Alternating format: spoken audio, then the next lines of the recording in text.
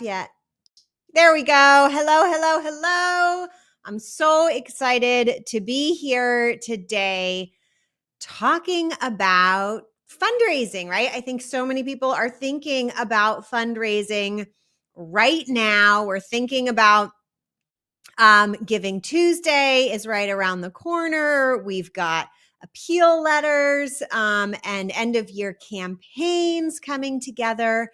And so I thought today I would talk a little bit about fundraising, donor-based fundraising, because that is so important. So I want to know, are you ready to elevate your donor game? So if you are, I am here for you today. And it doesn't matter if you have an elaborate fundraising plan scheduled for Giving Tuesday and the end of year, or you're going, oh my God, I just haven't done anything yet, because what I'm going to tell you today will help you either get started or level up your game. So, what are we going to cover? We're going to cover understanding the donor mindset. And this is easy because almost every donor wants the same kind of thing. And there are only two donor mindsets the way I talk about it. We're also going to talk about the 3 types of donor-based fundraising, because it's important to know that there are different types, because each time you start a type of fundraising, it's like starting a whole new business inside your nonprofit. It's really important that you don't accidentally start a new business when you aren't prepared to do that. And finally, we're going to talk about how to pick the right approach for your organization. So let's dive in to the number one thing that every donor wants. And it is so simple. Every donor wants to be able to say, I helped make that happen. Every donor wants to be able to say, I helped make that happen. What's the that? The that is the problem you solve, the solution you provide as a nonprofit, as a mission-driven organization. So, in order to attract donors and keep donors, you need to find the people who care about the problem you solve, the issues related to the problem you solve at your organization. That's what's going to attract the right donors to you. Okay? Then, in order to get them to be donors and stay donors, you need to make them feel a part of the solution, or as I like to think of it, the solution community. They know that their ability to contribute is going to be through their dollars, right? That's how your donors know. They have made the choice to earn their dollars elsewhere, although some earn their dollars at nonprofits, and additionally support their impact in the world, be able to say, I help make an impact in the world through their dollars, through their giving to you. So make them feel like they are part of the journey, just like your staff. Give them not just results, right? Results is important. Tell them the results that you're getting, but also share with them the trials and tribulations, the challenges along the way. Imagine if you're watching, who's here has seen one of Gordon Ramsay's Kitchen Nightmares show, where they transform a restaurant that's in disaster into something that's working as a restaurant. Now imagine if that whole show only showed you the finished product and didn't show you the before, and didn't show you the intense moments in the middle where there's crying and yelling in the kitchen and dishes breaking. All you ever saw was after they renovated the restaurant, after they fixed the menu, and it's just a happy, nice thing at the end. It's not that enjoyable, and you're not going to appreciate it if you didn't see what it took, where they came from, and what it took to get there. right? So definitely share your impact, your results with your donors, but also share with them the difficulties of the journey to get there. Because the more they see the challenges compared to the results, the more they're going to feel committed and the more they're going to feel like their giving actually matters. Okay. So that is the number one thing that every donor wants. That is what you're giving them. You're not giving them a tote bag. You're not giving them some sort of level. It's not really about the name recognition, although some people care about that because they care about their name associated with a legacy of, and they want that legacy to say, I helped make that happen, right? That's why recognitions work, but not every donor is about that kind of recognition. Okay, let's move on to number two. Number two, and actually, let me interject here for a second. I have a template for writing an incredible appeal letter that really gets donors wanting to say, I want to help make that happen. I want to give you all my money. I have been thinking about turning that into a custom chat GPT so that you can put your basic info into it and it will spit out not just a generic chat GPT fundraising letter, but using my formula for the impact story framework. I haven't made it yet because I've been on respite week here at PivotGround where I don't do much work at all. But if you want it, comment below so that I know there's interest and I will make it and share it. So if you want a custom chat GPT that I have programmed that will generate amazing appeal letters for you that you can use as appeal letter or you can use it for content on your website, leave me a comment. Tell me you want it. If enough people comment, I will make it for you. Okay, number two, there are two types of donor mindsets or two categories of donors, if you will. I like to call them investor donors and sustainer donors. And some people could have both mindsets. So what's an investor donor? An investor donor is a donor who has the mindset that I don't want to just make something happen. I want to make something happen that hasn't happened yet. I want to make something happen that's new, that hasn't been built yet. Investor mindset donors, and as you get to know your donors, I want you to put a little tick in your CRM or just in your mind. Is this person have the investor mindset or the sustainer mindset? So I want to make something that's happen that's never happened before. These are the people you go to when you're just starting your nonprofit, when you're starting a new program, when you want to run some experiments to try to figure out a solution and you think a bunch of them may fail, but one of them may produce incredible results. These people don't need you to have a proven track record. They need you to have an incredible vision and a somewhat convincing strategy, right? A set of goals and some tactics that you're going to try that make sense. You can even get them involved in helping to come up with the tactics. Do not have your donors set the goal of where you're trying to go, the ultimate outcome. But it's great to have those investor mindset donors help you think about the tactics you could use or even play a supporting role in executing those tactics. Like if you need to build a network of influential people, they might have access to a network of influential people and be able to help you build that or tell you how to build that. Okay, so investor mindset donors. This is whenever you're thinking, I need to raise money, but I haven't done this yet. We don't have any proof that it's going to work. You go after the investor mindset donors. The second mindset is sustainer donors. Those are the people who think, I want to be a part of this ongoing success. I'm not going to let this program fail. I'm not going to let, I want to be a part of the growth. I want to be a part of the ongoing continuation. I want to be a part of this organization helped 1,000 people last year. I want to be a part of making them help 1,050 people this year or 2,000 people this year, right? So those are the people who they do want to see where you're succeeding and they want to help you do more of the same. So think about it for a moment, especially among your major donors, but all of your donors. When are you speaking to those investor mindset donors? And when are you speaking to those sustainer donors? Okay.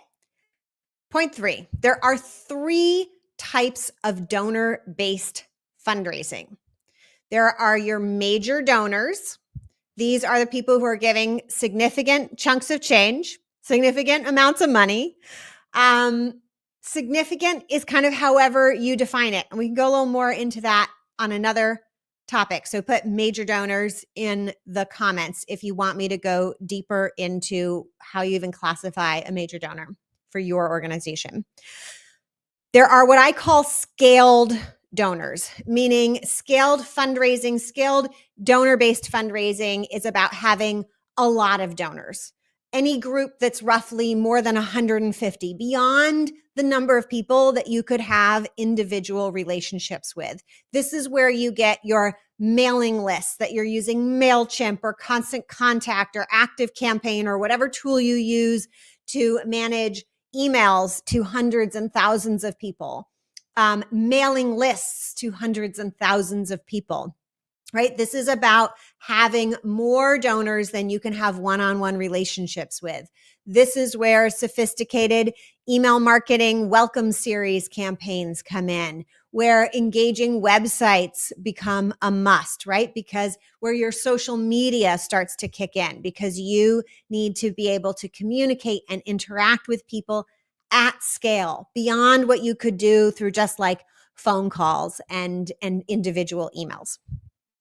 And then we have planned giving. Planned giving is when people give you their assets upon their death or their passing. And planned giving has its own, it's kind of like major donors, high touch, high level relationships, large amounts of money, but there's technical stuff involved with, taxes and legal things.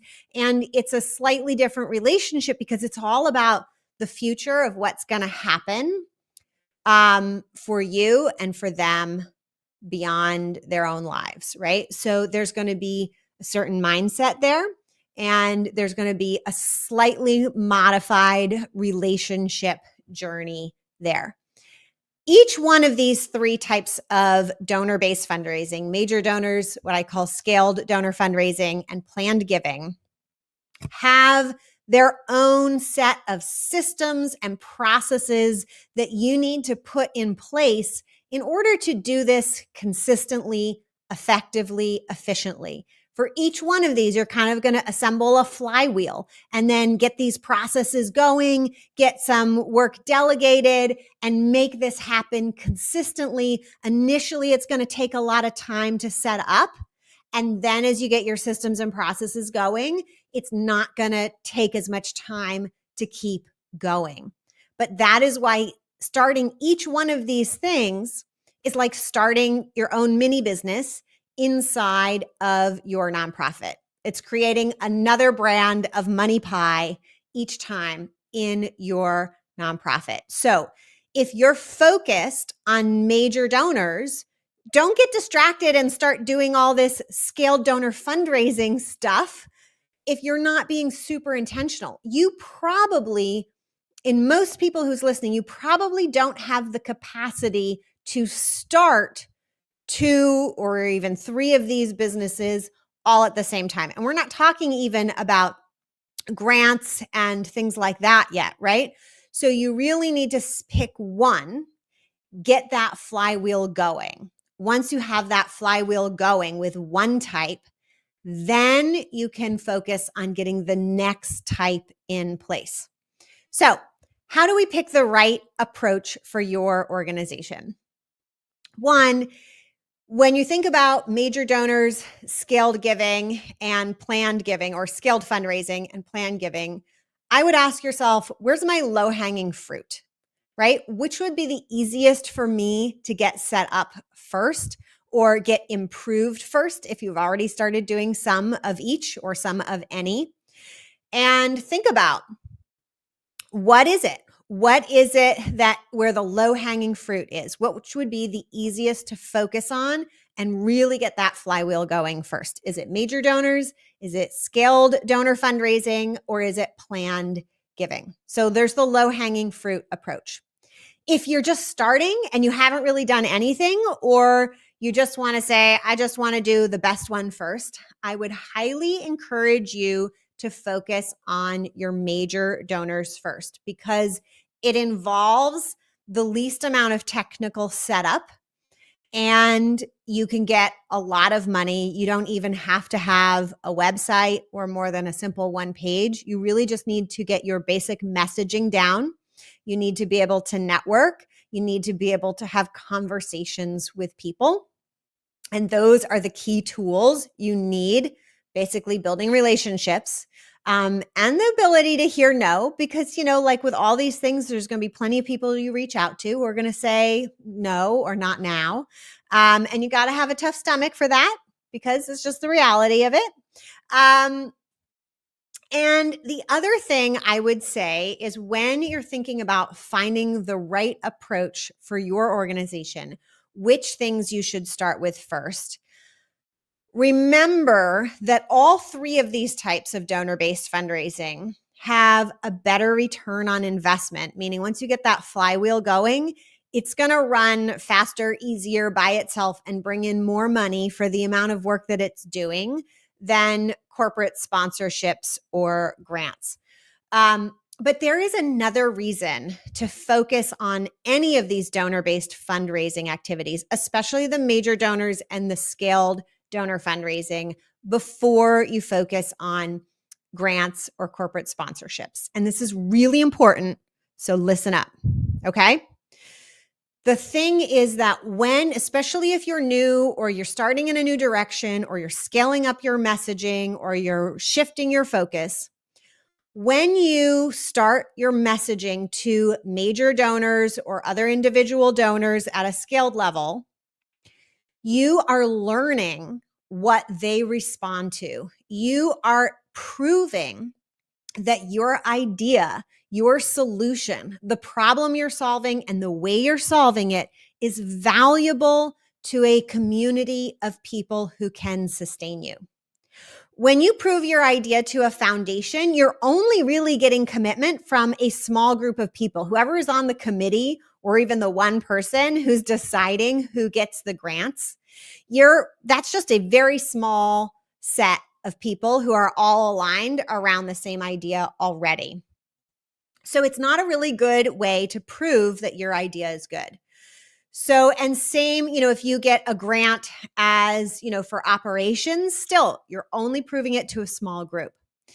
Corporations with corporate sponsorships, they want your goodness to rub off on them. So when you get a corporate sponsorship, they're not as completely saying, I'm all about your solution and solving the problem that you're interested in solving. It's really that base of individual donors. And that is one of the best ways to prove that you have your problem, your solution, and your messaging all in the right spot. So if you're reaching out to lots of people and you're not getting that funding yet, you need to refine your messaging and potentially refine the problem you're solving, right? Maybe you defined it too broadly. Maybe you said, we're going to help everybody in the whole world achieve all of their dreams. That's too broad.